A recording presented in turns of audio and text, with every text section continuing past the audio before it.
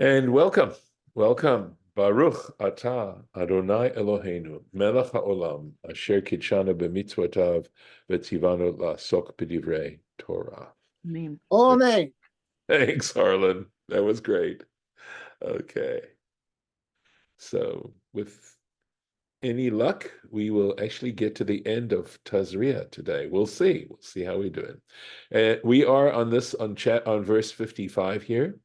And we are talking now about negaim, that is, these plagues, these affections on clothing or on hides. That's what we're talking about. So, and again, it's always got to do with the Kohen having to be the one to diagnose it. It has no diagnosis at all unless it's diagnosed by a Kohen. And I think part of the fact that it can't be diagnosed by a non-Kohen is a way of saying that this is a spiritual manifestation, that the part of it that the Torah is concerned about, and next week we'll be talking about the process of cleansing once the symptoms are no longer manifest, that it's all got to do with spiritual issues here, and that's why it has to be a Kohen. So let's go in here. So just we'll go ahead and read the verse again. Ra'ah hakohen acharehu chabes et hanega. So what's happened is that the kinds of symptoms that the clothing has, the priest has determined that it needs to be washed, right? And so after it's been washed, it's to be set aside for 7 days, Shivat Yamim, in this previous verse, right? So now the Kohen sees it after it's been washed, et hanega, that is to say, the affection has been washed. Vehine lo hafach hanega et eino, and the part that is discoloration that indicates some kind of tzara'at hasn't changed. Lo hafach hanega et eino. It hasn't shown a change. V'hanega lo fasa. However, the particular affection has not. It hasn't broadened. It hasn't spread. Tamehu. So the Torah tells us that because the washing didn't change the look of this nega, it didn't fade it or anything. It has to be considered impure. Ba'esh tisrafenu, it shall be burned in fire. Pachetet he, it is a pachetet. And that's what we're going to read today in the Rashi. Okay? Pachetet he, bekorachto ubegabachto. And we mentioned this before. It's sort of very interesting that the Torah is using terms that it was using when it was talking about the plague sprouting on a person's skull. And the karachto had to do with the back of the head, and the gabachto had to do with the hair on the front of the head. So what's it got to do with clothing here? And Rashi will explain that too. So, pachetet, I think that's sometimes translated as a fret. It is not really translatable, right? So, however, Rashi tells us, lashon guma, that this pachetet has to do, it has the connotation of some kind of guma. A guma is like a crack or a split or a furrow, something cut out. Kamo, for example, and he now gives an example from the second book of Samuel, verse 17, the achat hapachatim. Okay, give me 1 second, just let me finish this, Lauren, and I'd be happy to recognize you. And he says it's one of the pachatim. So there's that word, pachat. Okay, Lauren. I suppose you already did the other earlier Rashi. I did. The last Okay. time, yes, we did that Okay. earlier, Rashi, where he mentions the fact that we don't have to mention that it's impure if it does spread, okay? What about the case where it spreads but it changed color? Again, basically the opinion is it's still impure. And of course, if it's changed color, if it's faded and it hasn't spread, then we're going to consider it pure. That's what we're looking for. We have to have both conditions. At any rate, so Klomar, so that is to say, shvelahi nega. That is to say that when you look at this nega, you look at this affection, it looks like it's lower down than the surface. Shemarav shokin. That is to say that its appearance, that it looks like it's sunk in the cloth or in the hide. Now we go on to, so at least he explains, even if we can't translate the word pachetet, at least we know what it's talking about. Bekarachto or begabachto. So here we go. So he says ketargumo, and he says, if you look at the Targum, it's helpful. And here's the Targum right up here, and it says beshchikute or bechadat chadatute, I think is what this would be. Chadatute. So beshchitkute means if it's rubbed, okay, or if it's new. So when it says it's rubbed, it means worn out. It's showing signs of wear, or when it's brand new. So in other words, whether this cloth is brand new or whether this cloth is old, doesn't matter, right? So here we go, or in the part of the clothing that we're talking about. So he says katargumo, in a rubbed state, literally, of course, it means worn, or bechadute, and its new condition. So he still has to explain why the language, right? Karachtor. So shchakim, yeshanim. So he says, in other words, rubbed, yeshanim, yashan is old. It's old. Umipnei hamidrash, and on account of the midrash. In other words, if we were to look at this from a midrashic viewpoint, shehutzrach ligzera shava, that we need this language to create what is called a gzera shava. A gzera shava is an argument where you can derive new laws from laws that are stated in the Torah explicitly. You can, it's an implication that is a very strong implication where you can get new laws through this process. And the way it basically works is that if you have specific wording in one context and you have an example of that kind of specific wording in a whole different context, you can take the application of the old context, which is clear, and apply it now to the new context. And that's exactly what we're doing, right?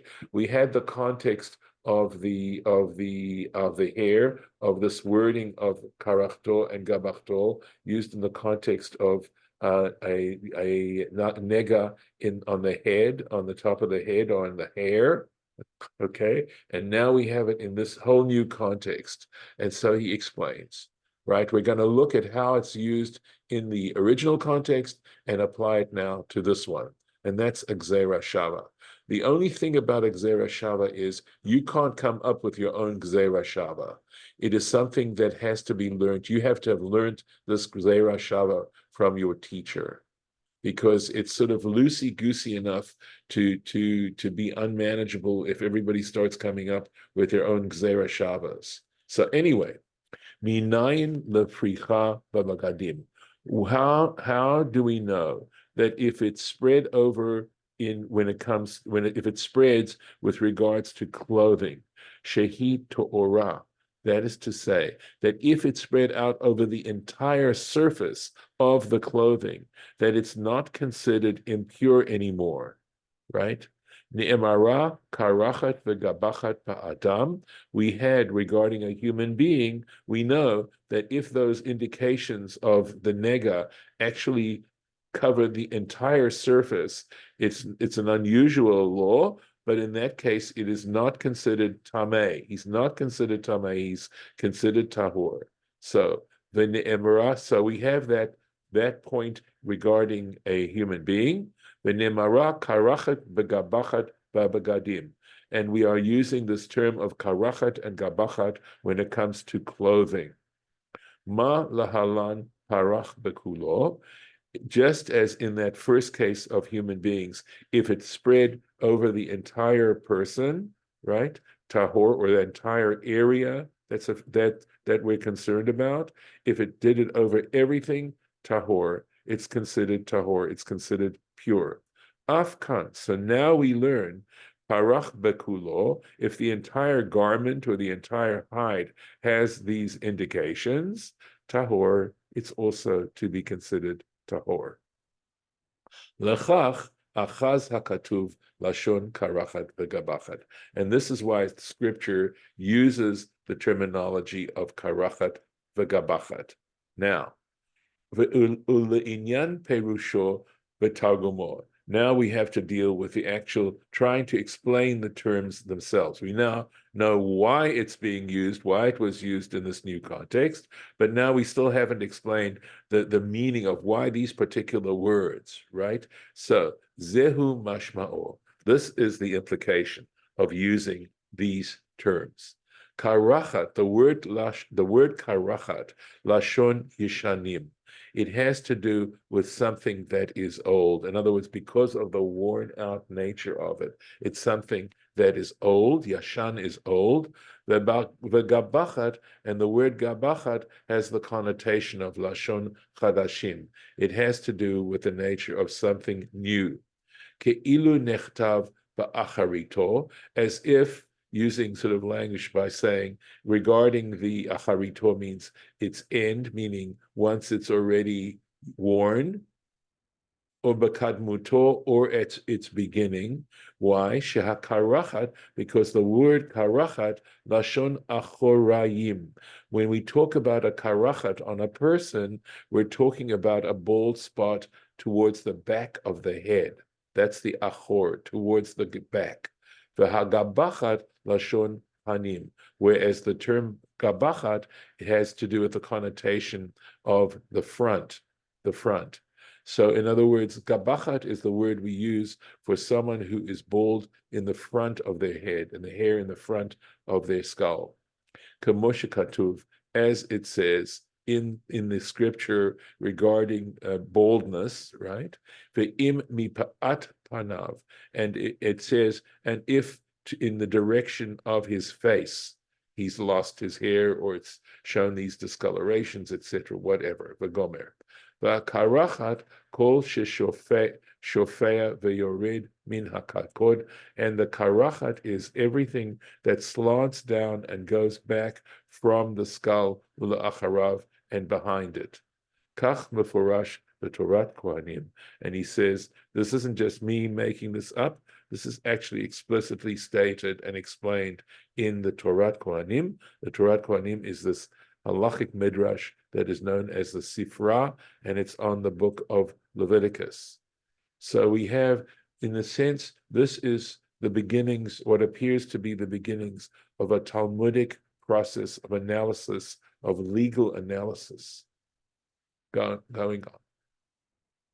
The im ra'ah ha-kohen, and if the kohen saw the hine keha hanega, that this nega has faded, this affection has faded, acharei huchabes oto, after it was washed, the kara oto min habeged. So it's still there, still present. So he should tear it from the cloth, from the garment, or min ha, or from the hide, or min hashti, or from the let's see, I think that is the warp, or from the woof, or min ha'erev, of the woven part, if it's affecting only one element of it. In other words, this little part is saying even if it's the smallest part of the garment, but it's showing its presence there, he needs to tear it out of the garment.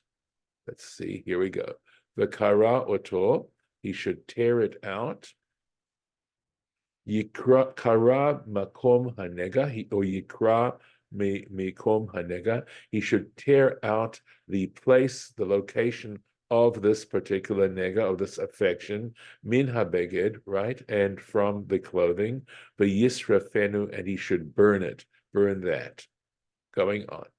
The im te'ara od babeged, or if there is seen in the garment, or bashti over arev, or in the warp, or in the woof, or bechol kli, or in any vessel that's made out of hide, parachat he.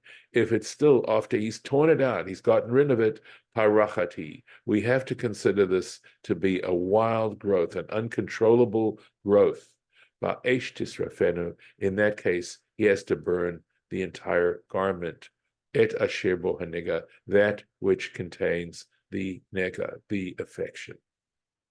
Going on, let's see here. Here, parachati, davar hachozer v'tzomech. In other words, it's malignant. It keeps on. It comes back and grows once again.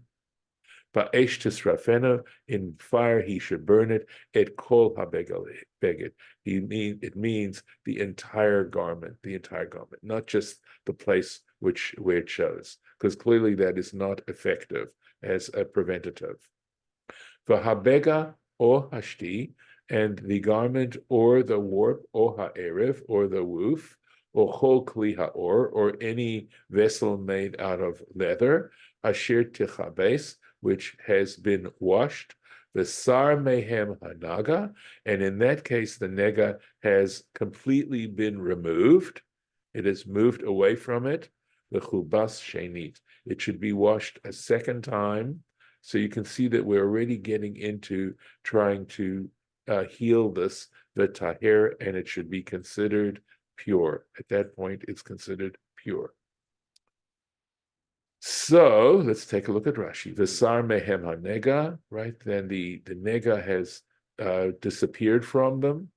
Im keshe kibsuhu batchila, that is to say, when they have initially washed the garment, al pi kohen, and by means of the kohen, sar mimenu hanega legamre. And according to I think what this means is, if in the opinion of the priest, this nega, this affection, has completely disappeared, it's been completely removed, the chubas shenit, it shall be washed. Notice the use of the passive voice. It shall be washed a second time. Lashon tefillah. He says, in this case, we need to understand that when we're talking about washing it, we're talking about immersing it in the water. Targum shel kvusin, okay, sheba parsha, so that when the Targum comes to translate the word that's kibus, that has to do with kibus, in this particular section, lashon libun, we're talking about washing, v'yit chavar. So in other words, when in this section that the Targum, this whole section about washing things, etc., not this specific case, but when we're supposed to understand that it means actually washing, laundering the garment, it uses the term vayit chavar, which in a sense means to whiten, right? Chutz mizeh, with the exception of this particular case here. In other words, in this sentence here, where we're talking about where the nega was disappeared. She'eino lelibun, because one doesn't have to actually wash the garment, you don't have to launder the garment, ela litbol, but rather simply to immerse the garment. Lachach targumo vayitztaba. And for that reason, it uses a different word to translate the word chibus, and it translates it as it'll be dipped. It should be dipped, immersed. V'chein kvusei begadim, right? Shehein litfila, and in all cases, the Targum translates the word chibus of clothing, that is where it's supposed to simply be immersed in the water. Metorgaminan vayitztaba. In that particular case, he uses a different word, and he does not say vayit chavar, he says vayitztaba, and we have come to the end of the Rashis for this particular Parsha. So we'll do the final verse here. Zot Tzara'at, this is the law, this is the Torah, this is the learning, okay? Nega Tzara'at beged, and this has got to do with Tzara'at that occurs in a garment, Hatzemer, if it's made out of wool, or Hapishtim, or it's made out of linen, or Hashti, or involving the warp, or ha'erev, or the woof, or kol klior, or any vessel made out of leather, the taharo, regarding its purity, or the tamor, or to consider it to be impure, in which, of course, it is burnt or, disposed. And that's the end of this parsha with the Rashi. So I will stop the share, and I'm grateful to have been able to do that. Any comments before I close the room? Or rather, stop the recording. Sorry. Any thoughts? Okay. So yes, Alex. Well, I guess I try to simplify it a bit. It's more, it's a growth from within, or more of a surface seems to be a lot what they're focusing on. Yes. Yeah. So I Well, guess it is, if it's a flesh-eating bacteria, it is kind of a yeasty thing on the surface. If it's a deep cancer, it's deep. right. I mean, of course, the Torah isn't looking at it from that medical point of view or that biological point of view. At least the way the tradition tries to handle this is that it's a physical manifestation of a spiritual condition. And I actually do think that there is such a connection between our emotional makeup and our characters, and that there is some kind of connection physically and mentally. And to try and direct ourselves as much as possible to avoid doing things that are spiritually damaging, and to recognize that there are consequences, and I'm sure that there are certainly deeper issues, but we're starting to scratch the surface. Hopefully, I don't know that we'll ever get to the Torah Tamima on this. I mean, there's so much material written on all this material, and what I think is so important is to present this, regardless of the fact that it may sound atavistic, it runs against our own sort of makeup and the way we look at the world. But I think it's so important to be open and to see what you can derive that can apply to our own lives. Certainly, the lesson of bad mouthing is huge. So with that, I will stop the recording.